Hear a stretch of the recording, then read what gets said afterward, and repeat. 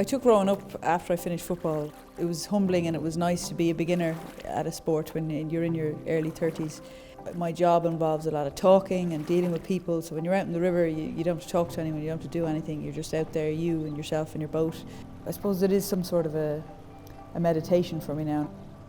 The year I did my leaving cert, I started playing for Dublin. I was looking for a job and I ended up at a championship launch in Croke Park for the LGFA, and I just handed my CV to the CEO and I ended up being called in and started working in their games development section.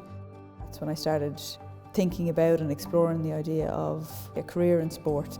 I was really lucky to get an offer from Matty Kenny to work with Cuala Hurlers. When Matty was appointed as Dublin manager, he asked me to come on board as part of his backroom team.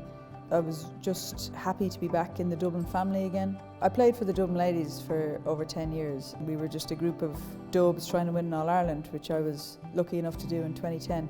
Since I've been back working with another Dublin team, to me they're just another bunch of dubs trying to win an All-Ireland. And the energy, the ambition, the expectation, the tension around that coming up to big games, it's stuff that you don't experience anywhere else. It's over really, really quickly as a player. And now I guess I'm doing the next best thing, which is being on the bus as a coach. As a female in inter-county hurling, you are in the minority. I personally have never had an issue with it.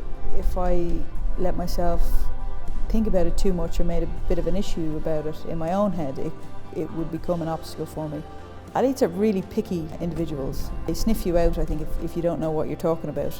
But once they buy in that you have something to offer and you can make them better, I don't think they care whether you're male or female.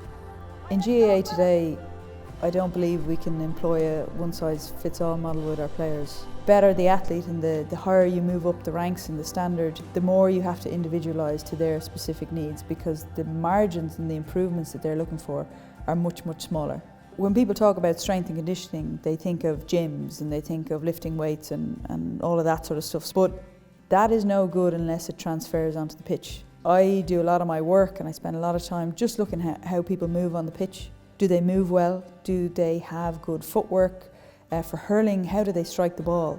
They need to create rotation, they need to create power to strike the ball. It looks so simple, but in terms of what's required in the body for their particular sport, there's a lot to it. How do we bring a player from really good to exceptional? Where I start is, what is their biggest limiting factor? And that's the thing that I would attack. For young athletes, you're nearly trying to make yourself redundant, to give them enough education that they could carry out a gym session that would be appropriate for a hurler, and to know where their strengths are, where their weaknesses are, and what they need to work on to be a well-rounded athlete. We're all really good at doing the things we're good at, but what about chasing our weaknesses? Do you have the confidence and the commitment to go after those things? I really enjoy that pressure to perform. I enjoyed it as a player. I love sport. That anticipation of what will happen, what could happen, because in sport you never know. You can have done everything you possibly can, but you just don't know. And that's part of the beauty and the excitement of it.